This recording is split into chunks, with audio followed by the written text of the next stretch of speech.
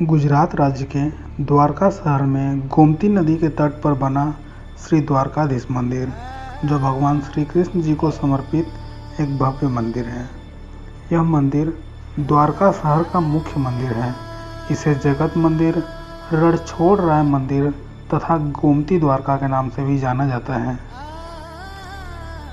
बद्रीनाथ, रामेश्वरम तथा जगन्नाथपुरी की तरह ही द्वारका भी भगवान विष्णु के 4 धामों में से एक तथा मोक्षदायिनी सप्तपुरियों में से भी एक है। चूना पत्थर से बना 7 मंजिला द्वारकाधीश मंदिर की ऊंचाई करीब 256 फीट है।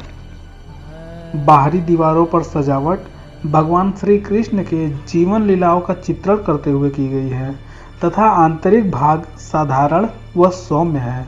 मंदिर में प्रवेश करने के 2 द्वार हैं। दक्षिण में बने द्वार को स्वर्ग द्वार कहा जाता है। आमतौर पर तीर्थयात्री इसी द्वार के माध्यम से मंदिर में प्रवेश करते हैं। उत्तर में बने द्वार को मोक्ष द्वार कहा जाता है। यह द्वार गोमती नदी के 56 तटों की ओर ले जाता है। अंदर मंदिर में श्री द्वारकाधीश जी की श्याम वर्ण चतुर्भुज मूर्ति स्थापित है, जिसमें भगवान ने हाथों में चक्र, शंख, गदा एवं कमल धारण किए हुए हैं। इस मंदिर का शिखर 78 मीटर ऊंचा है, जिसके ऊपर एक बड़ा ध्वज लगा हुआ है, जिस पर भगवान सूर्य और चंद्रदेव बने हुए हैं। इस ध्वज को दिन में 5 बार बदला जाता है, लेकिन इसका प्रतीक एक समान रहता है। कहा जाता है कि भगवान श्री कृष्ण ने स्वयं यहाँ द्वारका नगरी बसाई थी। एक कथा के अनुसार जब भगवान श्री कृष्ण ने मथुरा के घोर अत्याचारी राजा कंस का वध कर दिया था, तब कंस के ससुर जरासंध ने श्री कृष्ण और यादवों का कुल नाश करने की ठान ली थी।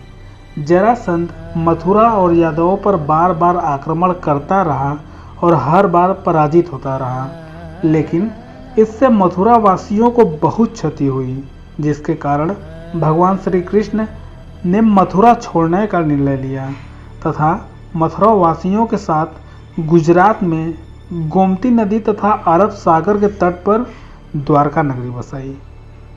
यह वही स्थान है जहां पर गोमती नदी अरब सागर में समाहित हो जाती है। शास्त्रों के अनुसार द्वारका को कुशस्थली भी कहा जाता है। भगवान श्री कृष्ण ने द्वारका में 36 वर्ष तक शासन किया।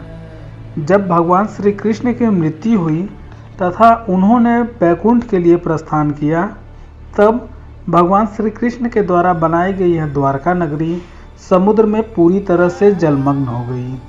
केवल भगवान श्री कृष्ण की मूल मंदिर ही बच पाई। कुछ वर्षों पहले नेशनल इंस्टीट्यूट ऑफ ओशिनोग्राफी को समुद्र के अंदर प्राचीन द्वारका के अवशेष प्राप्त हुए थे। भगवान श्री कृष्ण की बसाई द्वारका नगरी की दीवारें आज भी समुद्र के अंदर मौजूद हैं। प्राप्त हुए अवशेषों में कटे छटे पत्थर तथा लगभग 200 अन्य नमूने मिले। इसमें कुछ बर्तनें भी मिली जो लगभग 3000 साल पुरानी हैं, लेकिन आज तक यह तय नहीं हो पाया कि यह वही द्वारका नगरी है या नहीं, जिसे भगवान श्री कृष्ण ने खुद बसाया था। श्री द्वारकाधीश जी का मुख्य मंदिर लगभग 2500 वर्ष पुराना माना जाता है। भगवान श्री कृष्ण के इस द्वारकाधीश मंदिर का निर्माण भगवान श्री कृष्ण के पड़पोते वज्रनाभ ने किया था। हिंदू दृष्टा एवं धर्मगुरु शंकराचार्य ने भी इसके विस्तार और निर्माण में अपना योगदान दिया। इतिहास से पता लगता है कि भगवान के मंदिर के आसपास की संरचनाओं का निर्माण 16वीं शताब्दी और इसका नवीनीकरण 19वीं शताब्दी में हुआ था। भगवान श्री कृष्ण का यह मंदिर 108 पवित्र विष्णु मंदिरों में से एक है। द्वारका को 2 भागों में बांटा गया है, जिसमें से एक है गोमती द्वारका, जहां पर भगवान श्री कृष्ण की द्वारकाधीश मंदिर बनी हुई है। कहा जाता है कि भगवान श्री कृष्ण यहीं से अपना शासन चलाते थे।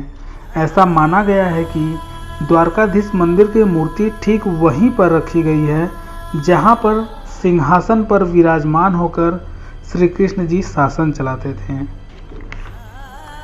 दूसरी है बेट द्वारका, जो गोमती द्वारका से लगभग 30 किलोमीटर दूर समुद्र में एक छोटे से द्वीप पर बसी हुई है। ऐसा माना जाता है कि यही वह जगह है जहां भगवान श्री कृष्ण का महल बना हुआ था। भगवान शासन गोमती द्वारका में जरूर करते थे, लेकिन रहते बेट द्वारका में ही थे।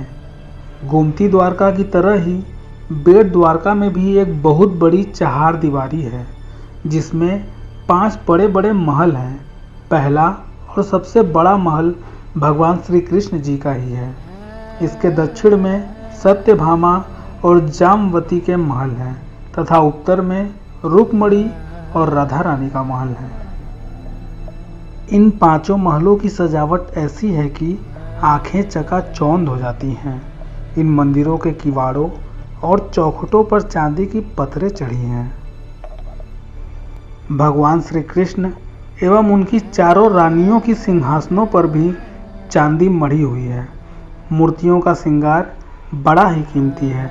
हीरे, मोती तथा सोने के गहने भी पहनाए गए हैं। सच्ची जरी के कपड़ों से इन्हें सजाया गया है। दोस्तों, आज के लिए बस इतना ही। अगर वीडियो अच्छी लगी हो तो लाइक ज़रूर कर दीजिएगा।